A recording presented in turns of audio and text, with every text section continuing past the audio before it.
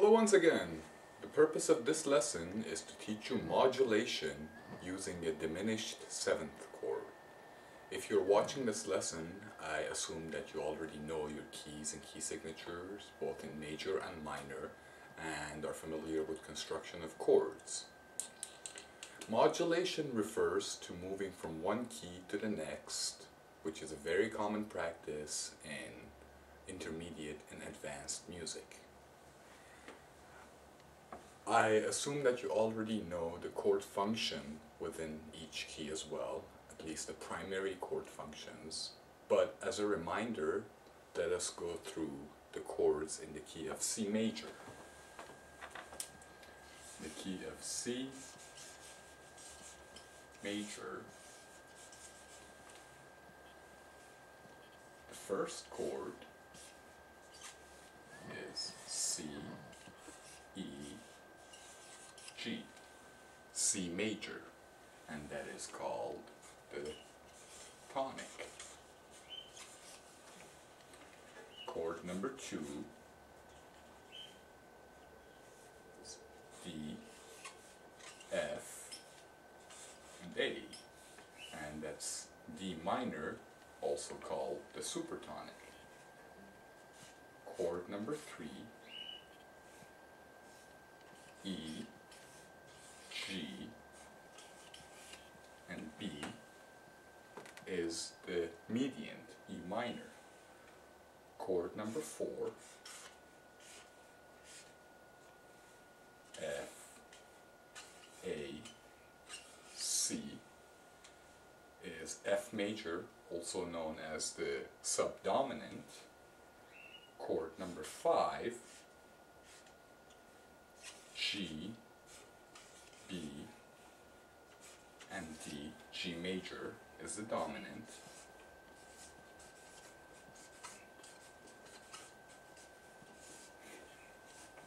Chord number 6, A, C, and E, A minor, is a submediant. And chord number 7, B, D, and F, is the leading tone.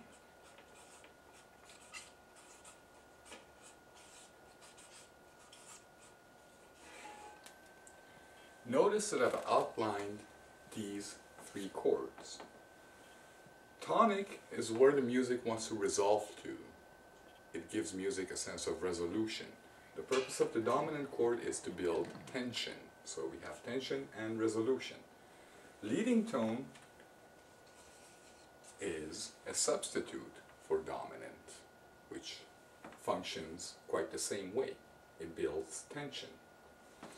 The chord that we will be dealing with is the leading tone. And to add the tension, we want a leading tone 7th, fully diminished 7th chord, which would entail the triad B, D, F plus a minor 3rd. And I hope you know what that is. That is an A flat. Now let's look at this particular chord because it's the most versatile chord in music. This chord can be used to modulate from any key, well, in this particular case, this chord from the key of C to any other key by respelling of the chord. Let's see how that works.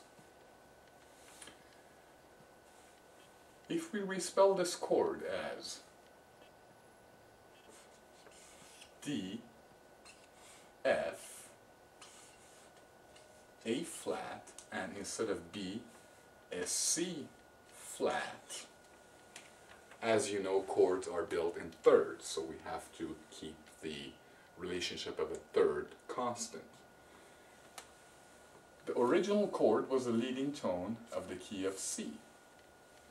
This chord, which is identical in sound to the original chord, however it is respelled, it is a leading tone of the key of E flat, or E minor. E flat having 3 flats and E flat minor having 6 flats. By the way, we call that a remote modulation. Anytime that you move from a key to another key with an accidental difference of more than 1 sharp or flat, we call that a remote modulation, as opposed to a closely related one. For example, if we were to move from the key of C to the key of G with 1 sharp, that would be a closely related modulation. Moving from the key of C to E flat with 3 flats, or E flat minor with 6 flats, would be considered a remote modulation.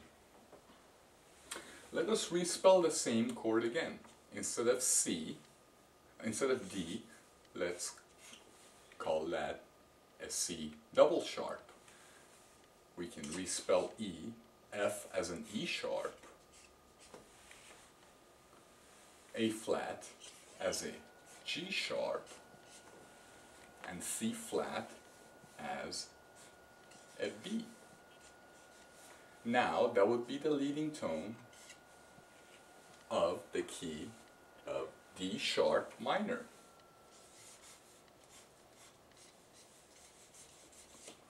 And as you know, the key of D sharp minor has 6 sharps, again a remote modulation. Let's go on. Taking the second member of the chord, we can respell the chord, the third member of the chord, we can respell the chord as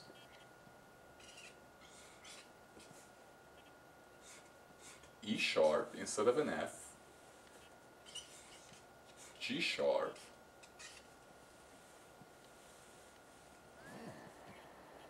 B, and D. Now that becomes the leading tone of the key of F sharp or F sharp minor. F sharp having 6 sharps and F sharp minor with 3 sharps. We can start on F again. F, A flat, respelling B as a C flat. Of course, we do that in order to keep the relationship of a third constant. And E and D as an E double flat. Now, that is the leading tone of the key of G flat with 6 flats. Lastly, let's take the last member of the chord and respell the chord as G sharp, B, D, and F. Now, the function of the chord is the leading tone of the key of A or A minor. A having 3 sharps and A minor being the relative minor of the key of C having none. So you can see that the same chord can be respelled in 5 different ways, and that's what makes the diminished 7th chord a very unique chord. These are all identical chords. The only thing that is different is the spelling of them.